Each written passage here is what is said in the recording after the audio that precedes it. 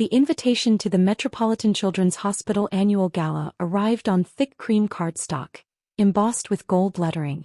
An evening of hope, it proclaimed with a dress code notation at the bottom, black tie required. I almost didn't go. These charity galas were always the same, a carefully orchestrated display of wealth and social positioning where the actual charitable cause became secondary to who wore the most expensive gown and which family donated enough money to get their name on a plaque. But this particular gala was different. It was for the children's hospital where I'd spent 3 months when I was 8 years old fighting leukemia. The place that had saved my life and inspired my eventual career in biomedical research. So despite my reservations about spending an evening with Dad and his new family, I RSVP'd yes. The relationship with my father had been complicated since my mother died when I was 12. He'd remarried 2 years later to Victoria, a woman who came with her own set of social expectations and 3 children from her previous marriage.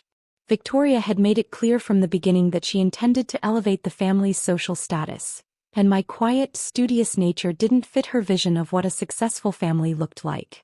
At 28, I was a senior research scientist at GeneTech Solutions, a biomedical company specializing in pediatric cancer treatments. It was meaningful work that paid well, but it wasn't flashy. I spent my days in laboratories and research facilities, not boardrooms and country clubs. I drove a sensible car, lived in a modest apartment, and owned exactly one cocktail dress that I'd bought 3 years ago for my college roommate's wedding. Victoria found my lifestyle disappointing, and never hesitated to share suggestions about how I could be more successful, meaning more visible, more social, more focused on accumulating the kind of wealth and status that impressed her friends. Dad, to his credit, had initially defended my choices. But over the 6 years since his remarriage, I'd watched him gradually adopt Victoria's values and perspectives. Her children, Michael, 26, who worked in real estate, Jennifer, 24, who was finishing her MBA, and David, 22, who was still in college, had all embraced the competitive social climbing that Victoria encouraged. I had not. Which brought me to Saturday evening standing in front of my closet, trying to figure out how to look appropriately dressed for a $500 per plate charity gala. The black cocktail dress was my only option. It was simple, elegant, and bought at a department store rather than a designer boutique. I paired it with modest heels and the pearl necklace my mother had left me. In the mirror, I looked presentable but unremarkable, exactly what I'd intended. What my family didn't know was that my modest lifestyle was deliberate choice, not a financial limitation. 3 years ago, I'd developed a breakthrough treatment protocol for pediatric leukemia that had attracted the attention of several major pharmaceutical companies. After a bidding war that lasted 6 months, I'd licensed my research to Biopharm Industries for $47 million upfront plus royalties on future sales.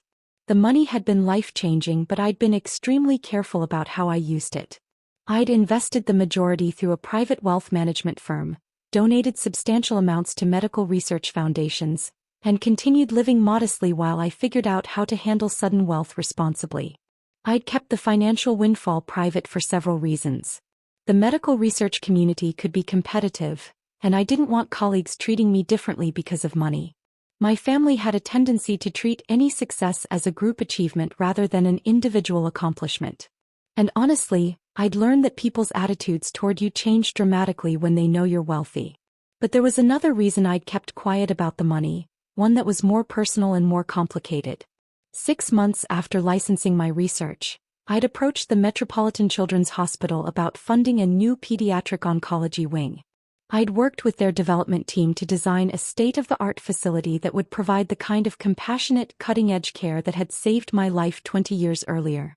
The donation was $10 million, structured through a foundation I'd established specifically for medical research funding. I'd requested complete anonymity, not wanting the attention that came with being a major donor. For 3 years I'd watched as the new wing was designed, built, and equipped with the latest technology. I'd attended construction updates and equipment installations, always in my capacity as a research consultant, rather than as the donor. The wing was scheduled to open next month, and tonight's gala was meant to celebrate its completion and thank the anonymous donor who had made it possible. I arrived at the Metropolitan Club at 7 p.m., valet parking my modest Honda Civic behind a line of luxury vehicles. The contrast was stark: BMWs, Mercedes and Porsches gleaming under the valet lights, while my 5-year-old Honda looked like it belonged in a different postal code. Inside, the ballroom was decorated in silver and gold, with elegant floral arrangements and soft lighting that made everything look expensive and sophisticated. I found the registration table and picked up my name tag, then looked around for my family's table. Dad was easy to spot: tall, distinguished, and wearing the kind of perfectly tailored tuxedo that announced serious money. Victoria stood beside him in a stunning emerald gown that probably cost more than most people's monthly rent, her diamond necklace catching the light with every movement. Her children were arranged around them like a perfectly styled family portrait. I approached their table, and Victoria's smile was the kind that managed to be welcoming and condescending simultaneously. "Claire, darling, you made it." She air-kissed me in the way that never actually made contact. "Don't you look nice?" Nice. The word carried just enough emphasis to make it clear that nice was several steps below what she'd hoped for. "Thank you, Victoria. You look beautiful." "This old thing." She touched her necklace casually. "It was Robert's anniversary gift. 20 carats, you know." Dad hugged me warmly, but I could see him taking in my appearance with the kind of assessment that Victoria had trained him to make. "Claire, sweetheart, you look lovely. Though." He glanced at Victoria, then back at me. "Maybe next time we could go shopping together? Victoria knows some wonderful boutiques." The implication was clear. My appearance was adequate but could be improved with proper guidance and more expensive clothes. Michael and Jennifer greeted me politely, both of them looking perfectly at home in this world of wealth and social positioning. David, still young enough to be relatively uncorrupted by Victoria's values, gave me a genuine smile and asked about my work. "Still curing cancer?" he asked with the kind of earnest respect that reminded me why I'd always liked him. "Working on it," I said simply. Victoria overheard and launched into her familiar critique. "Claire does important work, of course, but I keep telling her she should think about the business side of medicine. There's so much more money in administration or pharmaceutical sales." "I'm happy with research," I said. "But darling, you could be making so much more money.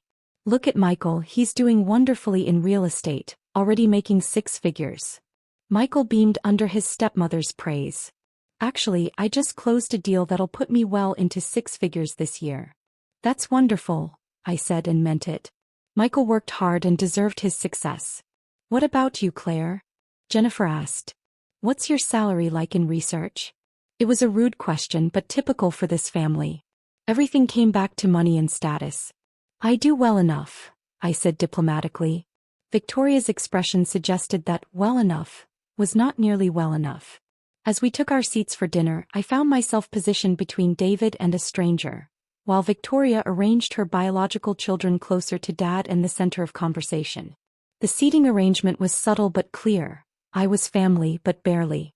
Dinner was the usual charity gala fare: elegantly prepared food that cost more for presentation than taste, accompanied by speeches about the importance of philanthropic giving and community support.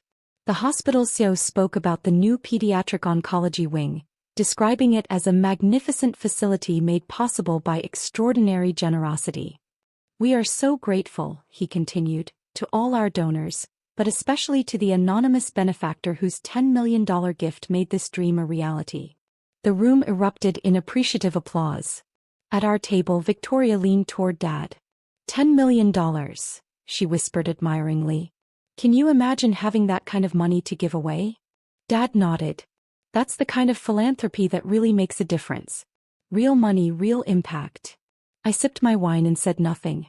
As dessert was being served, Dad leaned across the table toward me, his voice low but carrying clearly to the rest of our group.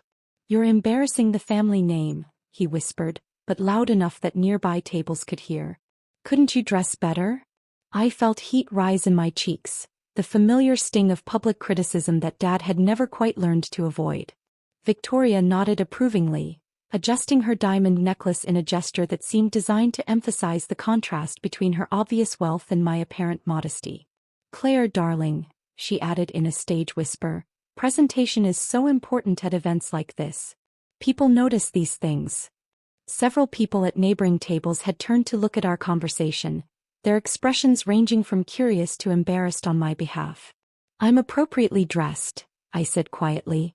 Appropriate, yes, Dad continued, his voice still carrying more widely than he seemed to realize.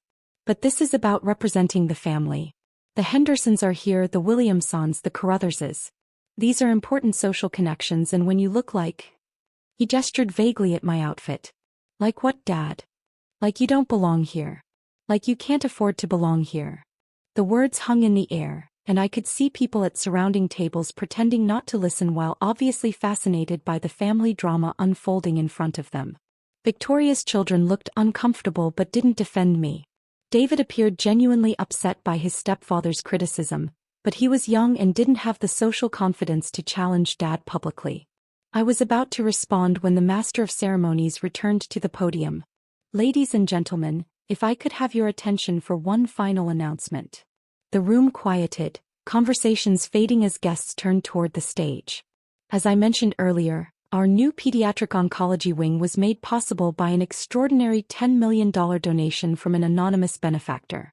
For 3 years, this generous individual has preferred to remain unnamed, but tonight, they have agreed to reveal themselves and share a few words about why this cause is so important to them.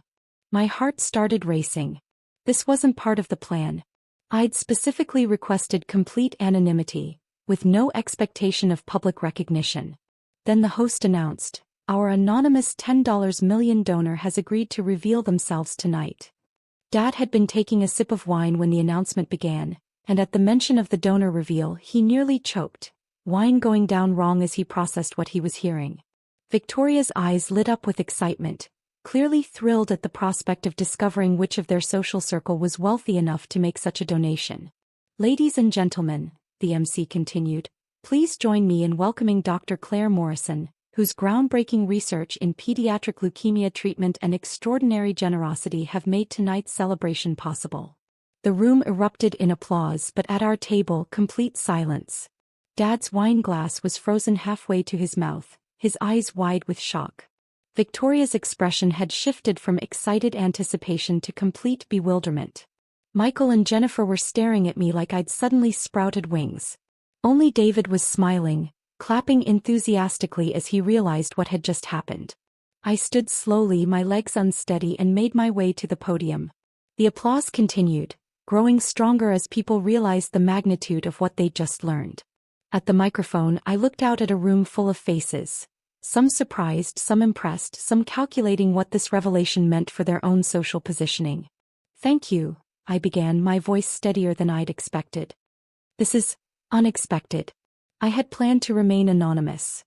Gentle laughter from the audience. 20 years ago, I was a patient in the old pediatric oncology ward at Metropolitan Children's Hospital. I was 8 years old, fighting leukemia and terrified. The room had gone completely quiet. The doctors and nurses in that ward saved my life, but more than that, they showed me what compassion looked like. They treated me not just as a patient, but as a whole person worthy of dignity and hope. I paused, finding Dad's face in the crowd. He was still staring at me in shock. That experience inspired me to pursue medical research. Everything I've accomplished professionally stems from wanting to give other children the same chance at life that I received. More applause, warmer now.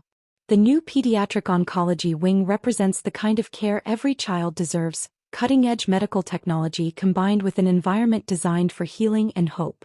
It's not just about treating disease. It's about preserving childhood and supporting families during the most difficult time in their lives. I looked directly at my table where Victoria was still processing the revelation. This donation represents the best use I could imagine for money I've been fortunate enough to earn. Medical research has been very good to me, and I believe in using that success to create opportunities for others. As I returned to my seat, the applause was thunderous. People were standing, clapping enthusiastically, and I could see phones being pulled out as news of the revelation began spreading on social media. At our table, the silence was deafening. Dad was the first to find his voice. "Clerk, $10 million. How did you?" "I licensed my research to Biopharm Industries 3 years ago," I said simply. "Pediatric leukemia treatment protocols." It was a significant deal. Victoria's mouth was opening and closing without sound. Finally, she managed, "You've had $10 million for 3 years?" "I've had more than that. The licensing deal was $47 million upfront, plus royalties. Michael's champagne glass slipped from his hand, shattering on the floor. 47 million? Jennifer whispered. Plus ongoing royalties from treatment sales. It's been quite successful. Dad looked around the table, then back at me. Claire, why didn't you tell us? When? During the conversations where you criticized my career choices?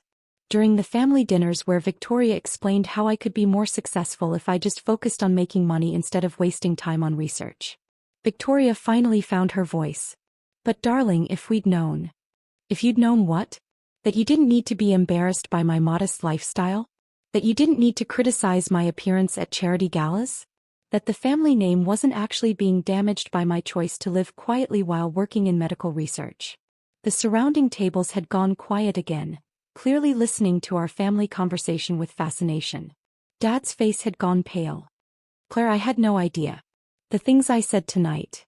The things you said tonight reflect what you actually think about me, Dad. The only thing that's changed is your knowledge of my bank account balance. Victoria was rapidly recalculating social dynamics. Well, of course we're proud of you, sweetheart. We always knew you were special. Did you? Because 20 minutes ago, Dad was telling me I was embarrassing the family name with my appearance. You were suggesting I needed to dress better to represent the family properly. People at neighboring tables weren't even pretending not to listen anymore. Our family drama had become dinner theater for half the ballroom. That was before we understood. Victoria began. Before you understood that I could afford better clothes? That I chose to dress modestly rather than being forced to by financial limitations. David finally spoke up. Claire, this is incredible. You've literally saved children's lives and funded an entire hospital wing. That's amazing. Thank you, David. But why did you keep it secret? Michael asked. I mean, this is incredible success. Why not share it with family? I looked around the table at these people who had spent years making me feel inadequate for choosing meaning over money, purpose over profit.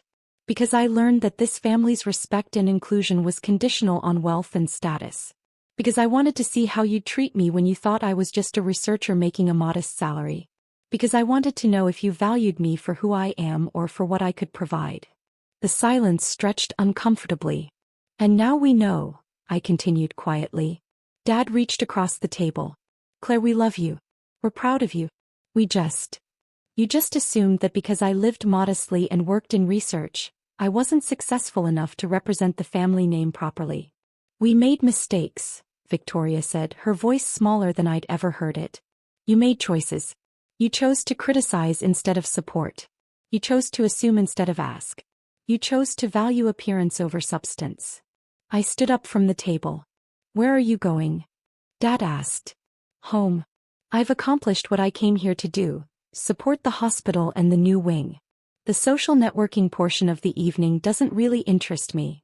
As I walked away from the table, I could hear urgent whispered conversations breaking out behind me. My revelation had shifted every social dynamic in the room, and people were rapidly adjusting their understanding of who I was and what my presence at future events might mean. My phone was already buzzing with notifications, news outlets picking up the story, medical research colleagues congratulating me, and several text messages from people at the gala who suddenly wanted to connect. In the valet line, I handed over my ticket and waited for my Honda Civic, smiling at the thought of driving away from this display of wealth and status in my sensible, practical car. The valet looked confused when he brought the Honda to the front of the line, clearly expecting someone who'd just announced a $10 million donation to be driving something more expensive. This is yours, ma'am? He asked politely. Yes, it is. It's just, after your speech. After my speech, it's still the same reliable car that gets me where I need to go. As I drove away from the Metropolitan Club, I thought about the evening's events. I'd maintained my anonymity for 3 years, but tonight had forced a revelation that would change everything. My family would treat me differently now. Colleagues would see me differently. Social events would carry different expectations. But the work would remain the same. The research would continue. The new pediatric oncology wing would open next month and begin saving children's lives. And sometimes that was all that really mattered. 3 weeks later, Dad called. Claire, I've been thinking about what happened at the gala. And I owe you an apology. A real one, not just embarrassment about being wrong about your financial situation. I'm listening. I taught you to value substance over appearance, meaningful work over social status, helping others over accumulating wealth. Those were the values your mother and I raised you with. I was quiet, letting him continue. And then I married Victoria and got caught up in her world of social positioning and status competition. I started criticizing you for living the values I'd taught you because they didn't fit the image Victoria wanted our family to project. Dad. Let me finish. What you've accomplished, the research, the treatments that are saving children's lives, the quiet generosity, that's exactly the kind of person your mother and I hoped you'd become.